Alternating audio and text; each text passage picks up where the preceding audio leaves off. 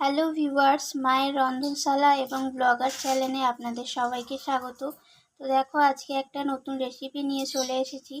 এখানে তো দেখতেই পাচ্ছ বাটিতে বর্মা শাক কাটা আছে। এটাকে আমি ধুয়ে কেটে নিয়েছিলাম। কেটে নিয়ে এটাকে আমি জলের মধ্যে লবণ দিয়ে ভাপিয়ে নিয়েছিলাম।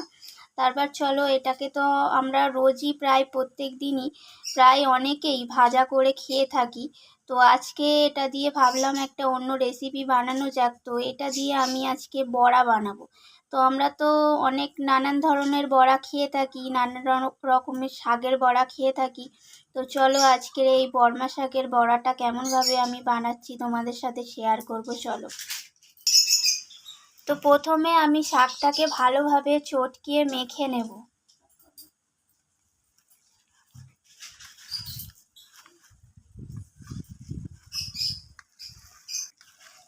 আমি একটু লবণ দিয়ে, পরিমাণ মতো লবণ দিয়ে আরও ভালো করে শাকটাকে মেখে নেব। এরপর আমি আগে থেকে ছোট ছোট করে পেঁয়াজ কেটে রেখেছিলাম, এর মধ্যে পেঁয়াজটাকে দিয়ে দেব।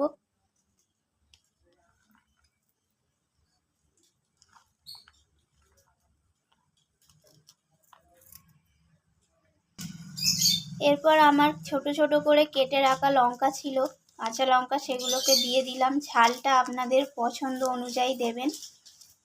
যে যেমন ঝাল খেতে পছন্দ করেন সেইভাবে ঝালটা আপনারা দেবেন। এরপর আমি আদা বাটা দিয়ে দেব। এরপর আমি রসুন বাটা দিয়ে দেব। এরপর আমি হলুদ গুঁড়ো দিয়ে দেব। তারপর আমি লাল লঙ্কার গুঁড়ো দিয়ে দেব। আপনাদের পছন্দ অনুযায়ী ঝালটা দেবেন, কারণ আগে তো কাঁচা লঙ্কা কাটা দেওয়া ছিল। এরপর আমি জিরে গুঁড়োটা দিয়ে দিলাম। এরপর আমি বেসন দিয়ে দেব, পরিমাণ মতো বেসনটা দিয়ে দিলাম। দিয়ে এরপর আমি সব কিছুকে একসাথে ভালোভাবে মেখে নেব।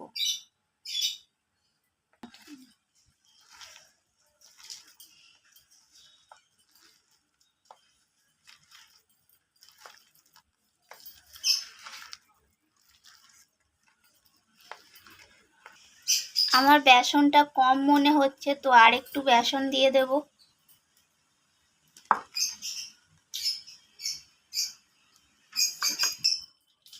এরপর আমার মাখাটা মনে হচ্ছে খুব একটু টাইট হয়ে গেছে, তো এটার জন্য আমি সামান্য একটু জল অ্যাড করে দেব।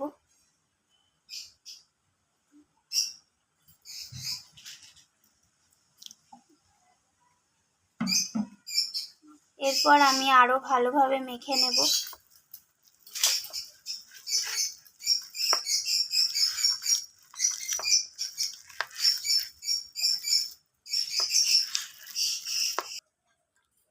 আমার এটা পুরো মাখা রেডি হয়ে গেছে। তো দেখো মাখাটা কত সুন্দর হয়েছে মাখাটা। তো এখানে তো মাখামাখির পালা শেষ। তো এটাকে এবার কড়াই ফেলে ভাজলেই হবে। তো চলো ভাজাটা দেখিয়ে দিই। এরপর আমি একটা কড়াই বসিয়ে দিলাম। তো কড়াইটা আমার গরম হয়ে গেছে। এর মধ্যে আমি কিছুটা পরিমাণে রিফাইন অয়েল দিয়ে দেব।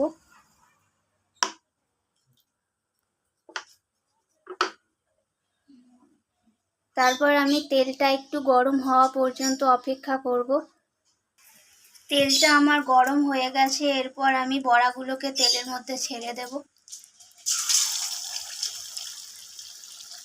আমি গোল গোল শেপ করে বড়াগুলো দিচ্ছি। তোমরা তোমাদের মনের মতো যেটা খুশি ইচ্ছা সেরকমভাবে শেপের করে বড়াগুলো তেলের মধ্যে ছেড়ে দিতে পারো। তো কড়ার মধ্যে যে কটা আমার বড়া ধরবে আমি সে কটাই দিয়ে দেব।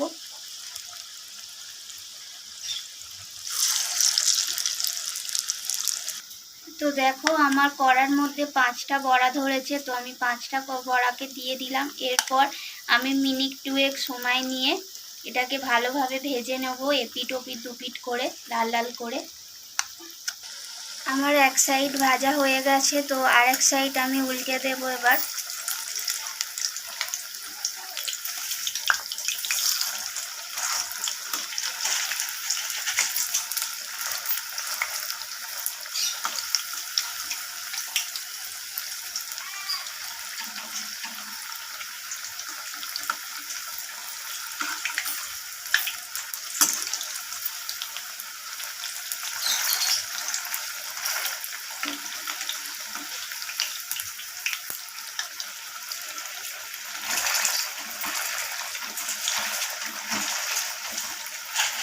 তারপর আমি অপর সাইডটা আরও কিছুক্ষণ সময় ধরে আমি এটাকে ভাজা হতে দেব। তো দেখো আমার দুদিকই ভালোভাবে ভাজা হয়ে গেছে বড়াগুলো। তো আমি বড়াগুলোকে এবার একটা পাত্রে উঠিয়ে নেব।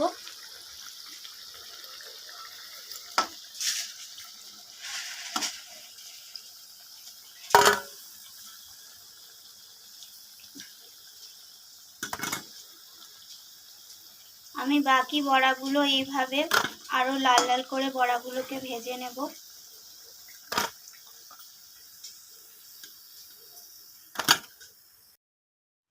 তো দেখো আমার সবকটা বড়া ভাজা প্রায় কমপ্লিট হয়ে গেছে। তো দেখো দেখতে কত সুন্দর লাগছে। তো এইভাবে বর্মা শাকের বড়া বানিয়ে তোমরাও বাড়িতে খেতে পারো। তো ট্রাই করে দেখবে কেমন লাগে, টেস্টি লাগে বেশ। তো আমিও খেয়ে তোমাদের তবে কিন্তু বলছি যে খেতে কেমন লাগে এটা। তো তাহলে এটা তোমরাও একবার বানিয়ে দেখো বাড়িতে। আর যদি ভালো লেগে থাকে ভিডিওটা, রান্নাটা যদি আমার ভালো লেগে থাকে তো একটা লাইক শেয়ার কমেন্ট করে দিও, আর সাবস্ক্রাইব করে দিয়ে চ্যানেলটির পাশে থেকো। তো আজকের মতো এই পর্যন্ত বন্ধুরা, আবারও ফিরে আসবো অন্য কোনো রেসিপি নিয়ে। নমস্কার বন্ধুরা।